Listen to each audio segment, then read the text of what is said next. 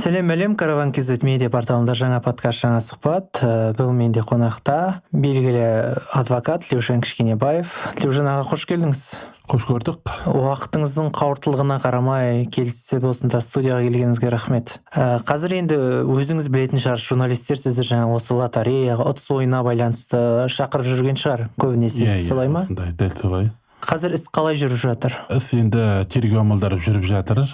Енді бұл тергеу амалдары басында экономикалық тергеу департаменті Алматы қаласы бойынша сол департамент тергеген болатын басын бастап. Кейін оны полиция департаментіне берді. Одан кейін қазір медеу ауданы полиция басқармасына беріп. Қазір басқармада дейді. Бірақ кеше әріптесім Абзал Құспанның айтуы бойынша Алматы қалалық прокуратура алдырып алды деді істі. Енді сол жақтан қарастырып жатқан шығар. Себебі бұл істі тергеу амалдары баяу жүріп жатқан, ешқандай тергеу амалдың тез жүрмей жатқанына қатысты мен біраз осы бұқаралық ақпарат құралдары жөнінде айтқан болатын. Содан кейін мүмкін сол жаңа прокурорлардың құлағына жеткен шығар. Енді сол қазір істі алып, өздері қадағалауға алып жатыр дейді. Сол естігенім қазір сол. Енді жәбірленушілер сізге хабарласып тұратын шығар, қалай болып жатыр, іс жүріп жатыр ма деген сияқты. Жәбірленушілердің тарапынан хабарласып отырмыз, күнделікті байланыстамыз. Енді ол кісілердің енді арманы сол ақшаларын алса деген ниеттері бар ғой. Енді біз енді осы жөнінде біраз енді жұмыстар атқардық. Жаңа полиция басқармасына барып, жаңағы экономикалық тергеу басқармасы қаншама арыздар түсірдік қылмыс іс қозғау жөнінде. Бірақ көп тергеу амалдарын бәрі дұрыс жүрмей жатыр. Себебі біз өзіміздің жаңағы жәбірленушілердің берген арыздарында өнер жұлдыздарынан басқа ұйымдастырушыларға қатысты жаңағы Азат, Мәди, Саламат деген жаңағы тағы да басқа да тұлғаларға қатысты қылмыс іс қозғау жөнінде арызда көрсетілген болатын. Бірақ соның ішінде тек қана ұйымдастырушының Азат дегенге қатысты қозғаған, ал қалған тұлғаларға қатысты ешқандай тергеу амалдары жүріп жатқан жоқ. Осыған қатысты біз ешқандай тергеу амалдары жүрмей жатқандығын айтып, осы дабыл қаққан болатынбыз. Енді қазір осының жаңағы әсерінен шығар, енді қазір қаланың прокуратурасы осы істі алдыртып жатыр. енді бәлкім болып қалар. Енді олар әзірге ұсталған жоқ қой да? Олар ұсталған да жоқ, оларға қылмыс қозғалған да жоқ. Қозғалған да жоқ. Енді біздің алаңдайтынымыз сол жаңағы ұйымдастырушылар Мәди деген бар, Саламат дегендер бар, оларға қозғалмады. Ал негізгі осы ұйымдастырушының негізгі адамы осы Мәди болатын. Осы әншілердің барлығымен келісімшартқа отырып, әншілерге ақша беріп, халықтың елдің бәрі жинап ақша алып отқан осы Мәди негізі ұйымдастырушысы. Бірақ осы Мәди жаңағы ең бастысы бола тұра осы адам ұсталмай отыр, және де оған қатысты іс қозғалмай отыр. Енді біздің алаңдайтынымыз сол адамдар жаңағы өзінің ақшаларын, мүліктерін құртып жіберетін шығар, жойып жіберетін шығар. Мына халықтың ақшасы тағы да алынбай қалатын шығар деген күмәніміз бар, уайымымыз бар сондай. Ол кісінің ұсталмауына мынау дәлелдің жетіспеушілігінен ба, әлде не себепке байланысты? Дәлел жетіспеушілік деп айта алмаймын. Себебі барлық қазір уақытта департаментте қаншама құжаттар өткіздік, яғни Мәди болсын, басқа да адамдар болсын, солардың бәріне ақша құйылғандығы туралы толық мағлұматтардың бәрі жетті. Бірақ не себептен оған қатысты қылмыс қозғалмай отқаны ол түсініксіз болып отыр бізге. Түсінікті. Мынау былтыр спорт және мәдениет министрі Ақтоты Райымқұлова ұтыс ойындарының лотереяға жатпайтын, бірақ заң тұрғысында жауапкершілік қарастырылатынын айтты. Қазір осы заң желдегі ойыншыларға қаншалықты әсер етеді? Заң қабылданды. Бұрынғы заң босалдау еді. Соған енді осал болғаннан кейін мына өнер жұлдыздарының көбісі гифт дейді, лотерея дейді, ойындарды көп ұйымдастырып кетті де, халық солған ойындардың ішінде кейбіреулерінің шынайысы бар, жалғаны бар, сондайлар қаптап кетті соның ішінде. Көп халық алданды. Негізі лотерея ойынның өзінің тәртібі бар, заңы бар. Бізде сәт жұлдыз деген лотерея бар, ойыны бар, мемлекеттің. Біз кез келген адам лотерея ойындарын ойнау үшін сол сәт жұлдыздан рұқсат алу керек. Содан лицензия алу керек. Ол лицензия алу үшін өзінің заңның талаптары бар. Бірнеше талаптарын енді айтатын болсақ, ұтысқа тігетін автокөлік болсын, ақшалай сыйлық болсын, солардың барлығын мысалы бар болу керек, шынайы болу керек. Ақша қаражат болатын болса, ол банкіде сақталу керек. Ол үшін банкімен договорға отыру керек. Сосын мүліктері болу керек, мүлік мүліктерінің мүлік дегенде автокөліктердің бәрі қоймада сақталу керек, қоймамен келісімшарт жасау керек деген сияқты ақша болған жағдайда ақшаны ұтыс иегеріне жеткізу үшін инкассатормен келісімшартқа отыру керек деген сосын бұқаралық ақпараттар құралдарымен тікелей эфир өткізетін каналмен келісімшартқа отыру керек. Сосын газет журнал дейді ғой, газет бетіне шығарады ғой, енді ұтыстың нәтижесі қалай болған, сондайлармен келісімшартқа отыру деген сияқты осындай бірнеше мекемелермен келісімшартқа отыру арқылы барып рұқсат алу керек еді. Бұндай талаптардың бірде-біреуі орындалмай, тікелей Инстаграм жүйесі арқылы ұтыс ойындарын жалғастырып, елдерді осы талаптарды бұзып, заңсыз ойындар болған осы уақытқа дейін. Бірақ осы заңның қабылдануына байланысты, заң күшейтілуіне байланысты лотерея ойындарын бәрі тоқтатылды қазір. Мынау лотерея ұтыс ойыны деп жатыр, оның бары тоқтатылды расымен де. Бірақ өзіңіз байқайтын шығарсыз, Инстаграм желісінде блогерлер болсын көбінесе әлде гиф деген нәрсені жасап жатыр ғой. Гиф деген нәрсені көріп жатырмыз. Енді оған қатысты енді мен ойлаймын, оған да қатаңдатып бір заң шығару керек. Өйткені біздің қолданыста заң бар, салық кодекс бойынша әр адам өзінің табыс көзіне салық төлеу керек, салық басқармасы тіркелу керек деген сияқты. Ал бұл жерде гейб ойнатып жатқандардың барлығы тікелей ақшаны өздеріне алып, табыс көзіне алып, бірақ ешқандай да салық төлеп жатқан жоқ. Осыған қатысты бір арнайы қадағалау болу керек. Сонда бар бұл тәртіпке келетін шығар. Енді мына лотереяға қатысты ауырлатты ғой заңды күшейтіп. Сол сияқты оларға да қатысты сондай бір заң қабылдану керек. Түсінікті. Мынау Роза Әлқожаға байланысты менде негізі сіздің сторисіңізді қарамай тұрып сұрағым болған еді. Оның алдында сіздерде бір теке тірес болды десем болар ма екен, бір әлеуметтік желіде бір-біріңізге бір жауап жазып жаттыңыздар ғой. Бірақ осыдан 1 сағат бұрын сторисіңізді қараған кезде кеше түсірілген болу керек, мен қателеспесем, татуласқаныңызды байқадым. Енді біз әншілер қауымы енді мен туралы жағымсыз пікірде болған осы уақытқа дейін, яғни осы әншілерге қатысты адвокат қаралап жатыр, бізді алаяқ деп жатыр деген сияқты пікірлерде болған. Мен ешқандай да әншілерді қаралаған жоқпын. Мен тек қана мына өзімнің қарамағымда 40-50 адамның қорғап жатырмын ғой, солардың мүддесін қорғап. Солардың өздерінің арыздары бар. Алматы қаласының экономикалық тергеу департаментіне жазған. Яғни ол арызда осы өнер жұлдыздары әншілерге қатысты және оны ұйымдастырушыларына қатысты қылмыстық іс қозғауыңызды. Себебі осы әншілердің жарнамасына сеніп біз ақшаларымызды салдық. Ең соңында біз ақшаларымыздан айырылып қалдық деген, сондықтан осы әншілерге қатысты және оны ұйымдастырушыға қатысты қылмыстық іс қозғау туралы арыздар жазған. Сол арыздарын мен сол департаментке апарып өткізгенім болмаса, менің тарапымнан әншілерге қатысты алаяқтық іс қозға, олар алаяқ деген сияқты мен әңгіме или сөз айтылған емес, арызда жазылған емес. Бірақ әншілердің тарапынан мені кінәлап, мені осы қаралап сөйтіп сұхбаттар беріп жатыр. Мен соны кеше осы кел татуласайық бағдарламасына келіп, осы мәселенің бетін аштық. Мен әншілер қатысты ешқандай ондай өкпе назым да жоқ. Мен тек қана халықтың мұң-мұқтажын, халықтың уәжін жеткізіп жүрген адам екенімді оларға түсіндірдім. Сосын бүткіл бұқаралық құралдардың барлығы енді әншілерді қаралап жатса, ол енді ол арналардың өзінің жұмысы. Мен оған ештеңе демеймін.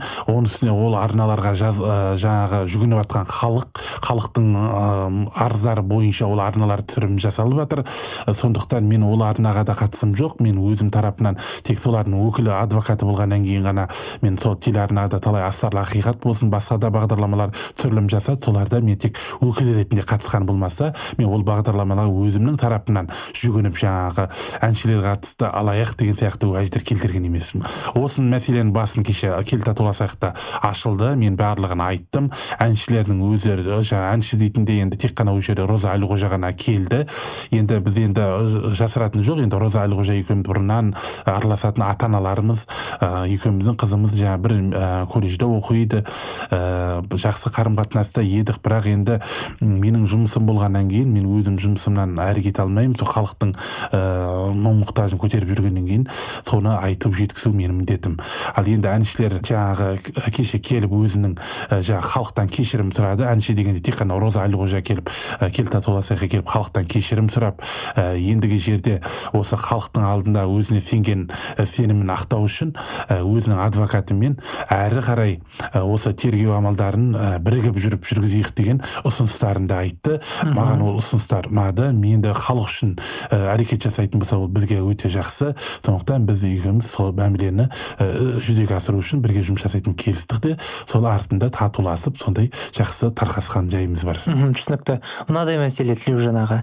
Енді ол әншілер бәрібір де жарнама жасады ғой, иә? Олар енді біз ұйымдастырушы емеспіз, жарнама жасаушымыз. Дегенмен де енді халық мынадай әнші жасап жатыр екен, мен қатысайын дегеннен кейін қатысты ғой. Енді сол әншілерге сеніп, олар енді қандай да бір жауапкершілік оларда болмай ма? Заң тұрғысынан. Енді бұл жерде оларға қандай да жауапкершілік болатын болмайтын, оны тергеу органдары анықтайды. Өйткені мына халықтың арызы түскеннен кейін сол жерде кімнің кінәсі бар, кімнің кінәсі жоқ, ол тергеу органдары анықтайды. Енді өздерінің айтуы бойынша бізде алдандық деп отыр ғой, бізге тек қана жарнама жасайсың деген, бірақ енді инвестиция деген нәрсені біз білмейміз деп жатыр ғой.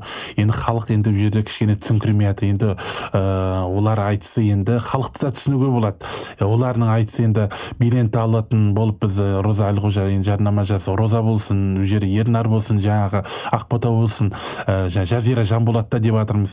Енді солардың жарнамасына сеніп, билетті алдық дейді, бірақ билетті алудың жолын түсіндірді дейді, енді жаңағы ұйымдастырушыларын аласын деп. Енді әрі қарай ұйымдастырушылар ғой, енді бұл жерде халықты тартып алып кетіп отқан. Көрдіңіз бе? Енді сол жаңа былай айтқанда әншілерді арандап қалды ма деп өзімде ойлаймын. Енді өйткені осы сол алаяқтар сол әншілерді пайдаланып халықты шатастырып сол жаңағы өздеріне баурап өздерін тартып алған деп ойлаймын. Енді мен нақты біреудің кінәсі бар жоқ деп айта алмаймын.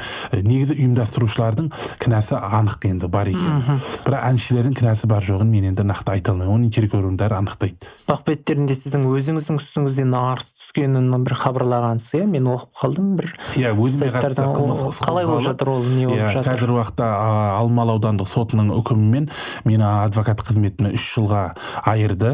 Бірақ енді мен және де 499 мың теңге айыппұл түрінде шара қолданды.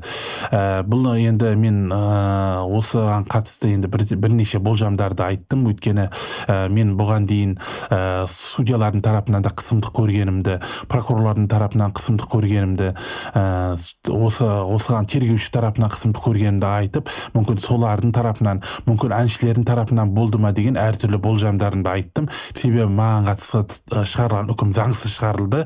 Өйткені ол жерде мен ешқандай кінәм жоқ. Мен тек қана өзімнің тиісті деңгейде қызметімді 2017 жыл болған қылмыстық іс бір жаңағы күдіктіні қорғауға мен бардым. Мемлекет тарапынан сол жерде күдікті отырды. Мен оны қорғадым.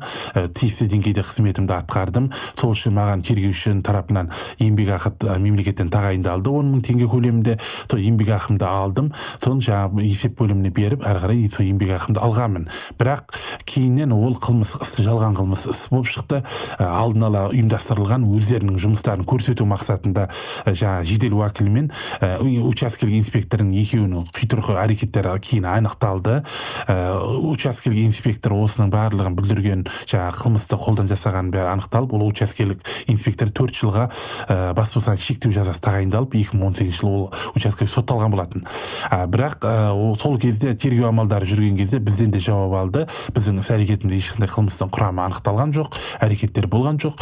Бірақ не себептен екенін білмеймін, осы 2021 жылы маған осындай сол бұрынғы істі қозғап, жаңағыдай маған айып тағып отқаны түсініксіз болып отыр. Одан бөлек мен сол істерге 5 эпизод бойынша 3 адвокат қатыстық, бірақ 2 адвокатқа қозғап жатқан ешкім жоқ. Оған қатысты тергеу амалдары жүріп жатқан жоқ. Тек қана маған қатысты айып тағып отқаны ол түсініксіз жағдай болып отыр. Соны мен ол жерде ойлаймын, оны артында қудалау деп ойлаймын. Оған артында судьялар, прокурорлар, тергеушілер болуы мүмкін деп мен соны айтқанмын. Енді қазір уақытта апелляциялық шағым беріліп қойды, алдағы уақытта апелляциялық сот қарайды. Демек әзірге сіз сонда адвокаттық жұмыспен айналыса алмайсыз ба? Қазір уақытша тоқтатып қойды. Егер апелляциялық сот алқасы егер оң шешім шығарып беретін болса, мен қайтадан өзімнің қызметіме кірісемін. Түсінікті. Мынау қазір халықты қорғаймын деп өзіңіз қысымға ұшырап жатсыз ғой, енді естуім бойынша. Осы істі кейде бір қолға алғаныңыз үшін өкінген сәтіңіз болды ма? тәуекел деп кезінде алғаннан кейін енді бұл жерде шегінетін жол жоқ. Себебі енді бұл бастаған ісінді біз аяқтауымыз керек. Бірақ мына жерде енді халықты мен жарты жолдан тастап кете алмаймын ғой. Ол жерде 40-50 адам деген барлығы аманаты маған түсіп отқаннан кейін осы мен ісімізді аяғына жеткізетін адвокат деп басында осы таңдауды маған жасағаннан кейін бұл елдің аманаты деген нәрсені тастап кету өте қиын нәрсе. Аманатқа қиянат жасауға болмайды. Мен жұмыстарыңыз қиын болып кетті, мына адамдар маған қысым болып жатыр деп мені қалай айтамын енді. Сондықтан мен енді адвокат ретінде біз адвокаттар тәуелсіз болуымыз керек. Бізге судьяның тарапынан, прокурордың тарапынан, тергеуші тарапынан ешқандай қысым болмау керек. Қысым болған жағдайда біз одан қорықпауымыз керек. Себебі біз енді олардан қорқатын болсақ, біз ешкімді қорғай алмаймыз мысалы. Сол үшін енді тәуекел етіп алдым, бірақ енді кейде болады, осы істі алмағанда жақсы болар еді дегендей ой болды. Бірақ енді амал қанша, енді біз енді халықтың аманатын алып қойғаннан кейін аяғына жеткізуіміз керек. Сол үшін енді мына енді мен қазір енді қалалық соттан үлкен үміт күтемін, енді әділ шешім шығарып, мына өзімнің лицензиямды қайтып беріп өзіме осы халықтың аманатын аяғына жеткізу үшін өзімнің ақтау үкімін шығарса деймін енді. Түсінікті. Жаңа Роза Әлқожа қатысып жатыр дедіңіз ғой, енді басқа бір осы лотерея ойына байланысты әншілер бір хабарласып ондай болған жоқ па? Жоқ, ешқандай әншілер хабарласып отқан жоқ. Енді Роза енді өзінің ақ екенін, өзінің кінәсі жоқ екенін енді ашық айтып, өзі келіп алаңға, кел татуласайға келіп, халқынан кешірім сұрап, енді өзінің алданғанын айтып, және де одан бөлек өзінің адвокатымен келіп, жаңағы осы істі бірге қолға алайық, біз де сізге жәрдемдесейік деп, бізден де кешірім сұрап татуласып жатырмыз ғой. Енді бұл жақсы нәрсе деймін. Енді ораза айында ол өте сауапты істер істеп жатыр. Кешірім сұраудың өзі де халықтың кішкене болса да ашуын басуға себеп болып жатыр. Ал енді мына қазір мына Ақбота Керімбекова, сосын Жазира Жанболат, Ернар Айдар бар. Мысалы енді осылардың да енді сол Розадан үлгі алса деймін енді. Осында үлгі алып, халықпен бірге болса, халық енді соларға сенді. Сенімін ақтау керек халықтың аманатын ақтау керек, аманатқа қиянат жасамау керек. Халық соларға сеніп, өздерінің жаңағы ақшаларын аманаттап салды ғой. Енді сол аманатқа қиянат жасамау керек. Жарайды, енді алданған болса да, олардың өздері алданған болса да, міне Роза сияқты ерлік жасау керек. Келіп, халықтың алдында кешірімін сұрап, бізбен бірге келіп татуласып, әрі қарай осы істі бірігіп жүргізуге өздерінің тарапынан ықпал жасау керек деп ойлаймын. Егер де көріп отқан болса, тыңдап отқан болса, енді мен енді айтатын үндеуім сол енді оларға. Қазір енді осы іспен ғана айналысып жатырсыз ғой, иә, демек? Мен қазір бұл істе енді тергеу амалда жүріп жатыр, бірақ мен тергеуге қазір уақыт қатыса алмаймын, өйткені қазір маған уақытша тоқтатып қойды мен жұмысымды. Ешқандай тергеу амалына, соттарға қатысуға шектеу қойып қойды. Енді апелляциялық алқаның үкімін, қаулысын күтеміз, қандай шешім қабылдайды екен, соған байланысты болады. Бұл енді сіздің орныңызда басқа адвокат бар ма, әлде қалай болып жатыр бұл жағы? Менің орнымда басқа адвокат жоқ. Енді бұл жерде мен қатты қиналатыным, енді мысалы мені үкімді қатысты енді апелляция алқа оң шешім егер шығармаған жағдайда, ол 50 адам былай айтқанда ешкім қорғаусыз қалады деген сөз. Ол адамдар ешқандай адвокат қорғамайды. Неге десең, барлық адвокаттардың көріп отыр менің маған қатысты қысымның болғанын, маған қатысты үкімнің шыққанын, заңсыз үкімдер шығара салатын біздің елде сондай бар екенін деген сияқты күмән. Енді өзі біздің елдің халқының өзі де менталитеті бар ғой, біздің елде заң жоқ деп өзі итак сол айту, соған енді дәлел ретінде мына соттың үкімі соған дәлел болып тұр. Заңсыз шешімдер шығара береді дегенге міне бірде-бір дәлел. Сондықтан халықтың сенімін жаңағы арттыру үшін мен енді қалалық соттан жаңа айтып отырмын ғой, әділ шешім шығарса, халықтың кішкене болса да сотқа деген сенімі артады да, сосын халықтың әрі қарай жұмысын атқаруға менде құқық пайда болады. Ал егер де менің құқығым қайтадан қалпына келмейтін болса, онда халықтың жұмысы аяқсыз қалады деген сөз. Яғни оның жұмысын ешқандай адвокат жүргізбейді. Қорқат бәрі. Егер сондай болған жағдайда жаңағы мынау ұйымдастырушылар бір құтылып кетпей ме екен? Ол да мүмкін, өйткені неге десең, менің өзім осы 1 жылдан астам уақыт болды, тергеушілер осы ұйымдастырушыларға қатысты ешқандай да қылмыс қозғалмай жатыр. Мен енді ол жерде әншілерден бөлек 3 адамды көрсеттік қой. Саламат бар, Мәди, Азат деген. Тек қана Азатқа ғана қозғатты, ал Мәдиге неге қозғалмайды, неге Саламатқа қозғалмайды, ал Мәди деген соның ішінде главары, мысалы былай қарасаң, барлық әншілерден келісімшартқа отырып ақша алып отқан сол. Ал ішінде Азат деген бір ішінде барып қайт шауып қайтқаны қозғап қойды да, ең ақшаны алып отқан главарына қатысты қозғап отқан жоқ. Мен осыны айтып тергеу органдарына қанша рет шағымдандым, прокурорға шағымдандым, тергеу соты деген бар, тергеу сотына шағымдандым. Мына прокурорда, тергеушіде ешқандай анау адамдарға қатысты қылмыс қозғамай жатыр деп, Мәдиге, Саламатқа қозғамай жатыр деп мен айттым. Тергеу сотта ешқандай шара қолданған жоқ. Одан кейін апелляция алқаға жаздым, олар да ештеңе қозғаған жоқ. Яғни менің өзім қаншама шағымдандым жүріп адвокат ретінде қозғата алмағаннан кейін, менен кейін ол тіптен қозғалмайды деп ойлаймын. Сондықтан олар мына түрмен мүлдем басқа елге қашып кетуге қашып та кеткенде шығар, өйткені қолында ақшасы бар адам Қазақстан тұрмайды ғой. Тем более қазір үстіне арыз түсіп жатқаннан кейін ондай адамдар қашып та кетеді. Қаншама ақшаның бәрін өзімен бірге алып та кетеді. Енді сол кезінде сол қылмыс қозғап соларға қатысты жаңағыдай шара қолданғанда, мүліктеріне арест қойғанда мүмкін олардың мүліктерін тәркілесек, халықтың ақшасы қайтарым еді мысалы. Көрдіңіз ба? Қазір сол Мәдиге қатысты, Саламатқа қатысты ешқандай қозғалмағаннан кейін олар ертең ақшасын емін-еркін алып шетел асып кете береді. Халықтың ақшасы қайтпай қалады. Бұл жерде мен қорғап атқан адам 40-50 адам дегенімен, бұның сыртында 7800 жәбірленуші бар. 7800 жәбірленуші өз ақшасын алу үшін ол қайдам, енді ол өте қиындау болады. Қиын нәрсе дейсіз ғой. Жалпы өте қиын жағдай екен негізі. Енді бүгін осы жағдайға байланысты бір енді қорытынды жасап жүрсек, қалай ойлайсыз, енді бұл істің аяқталуы мүмкін бе? Енді мына әншілер тарапынан енді барлығы қолдау танытып, мүмкін қолға алсақ бәріміз, олар да өзінің адвокаттарын салса, біз барымыз, халық бар дегендей сөйтсек, бұны қудаласақ, мүмкін бір нәтиже шығып қалады деп ойлаймын. Бірақ енді бұл жерде тек қана Роза Әлқожа ғой өзінің ерлігін көрсетіп, адамгершілігін көрсетіп келіп отқан.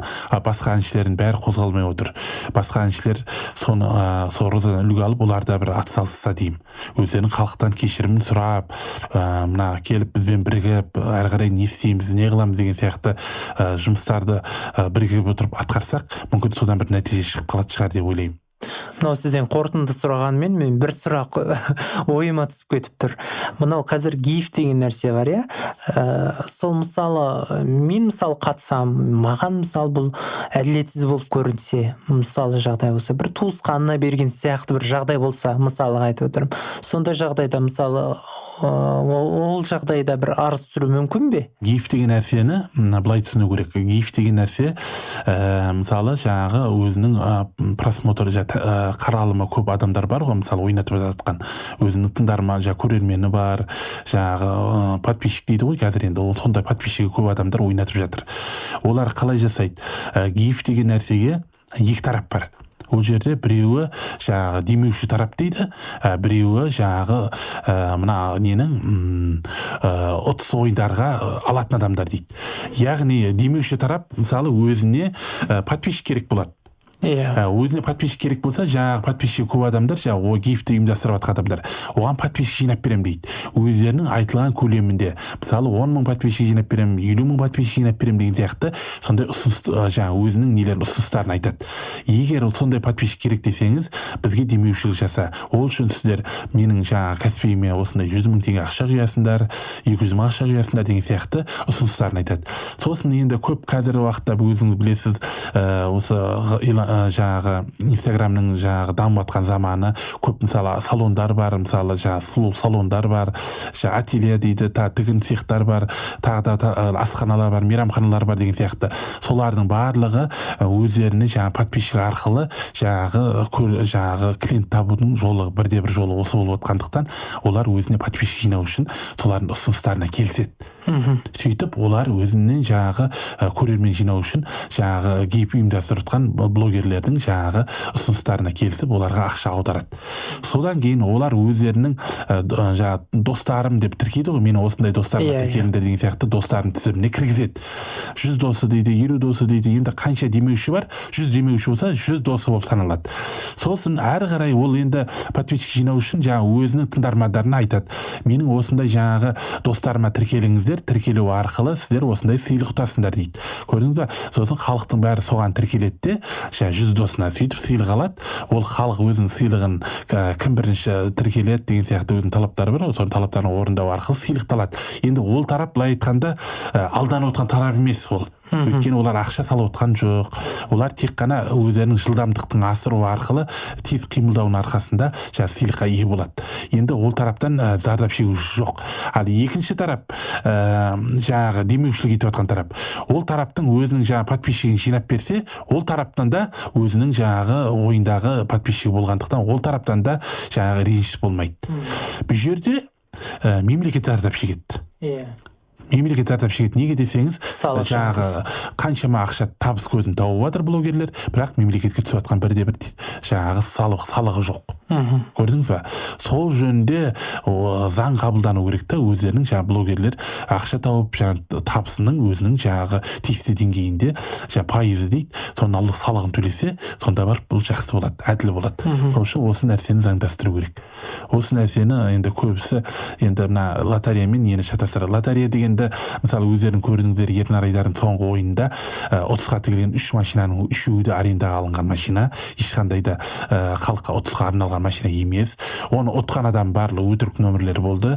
Арнайы алдын ала жасырын нөмірлер, ол адамдардың ешқайсысы ұтқан жоқ. Жаңа ұтты деп бірақ жариялады ғой, бірақ ол ұтпаған өтірік ойындар өздері компьютермен келтіріп қойған. Ал 30-ға тігілген жаңа үй дейді, пәтер дейді, олардың атымен жоқ.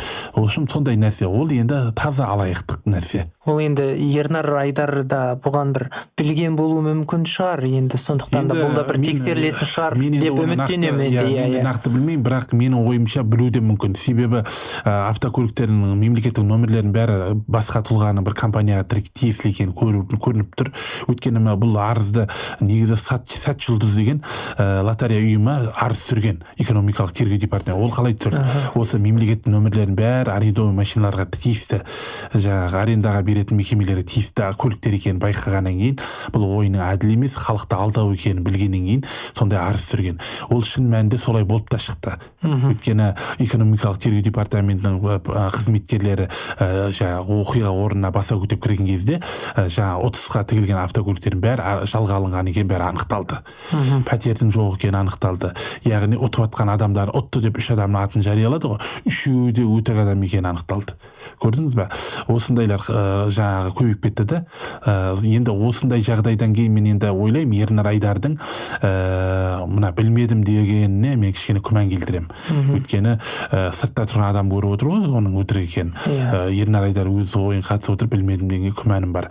Сосын енді бізде жаңағы қылмыстық кодексінің 28-ші бабының 5-ші бөлігі дейді, яғни мысалы алаяқтық баппен жаңа адамдарға қозғалып жатыр, соларға көмектесу дейді. Мүмкін ол Ернар Айдар сондай баппен де саралануы мүмкін. Неге десеңіз, бұның іс-әрекетінде сол қылмыстың құрамы көрініп тұр. Неге десең, біз алаяқтарға көмектесу фактісі дейді.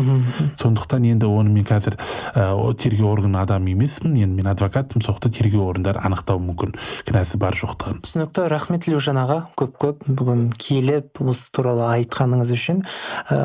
Осыдан кейін халық бір өзінің бір керегін алады деп ойлаймын, үміттенемін. Жақсы, енді мен халыққа айтатыным, осындай лотерея ойындарға жоламаңдар, инвестиция дегенге мүлдем жоламаңдар. Ешқандай әділ ойыны емес, оның бәрі заңсыз ойындар. Сондықтан осындай нәрселерге көп сенбеулеріңізді сұраймын. Түсінікті, рахмет көп. Сіздермен бірге болған Тілеужан Кішкенебаев және мен Ғалымжан Сәңкібаев. Караван әрдайым жаныңыздан табылсын.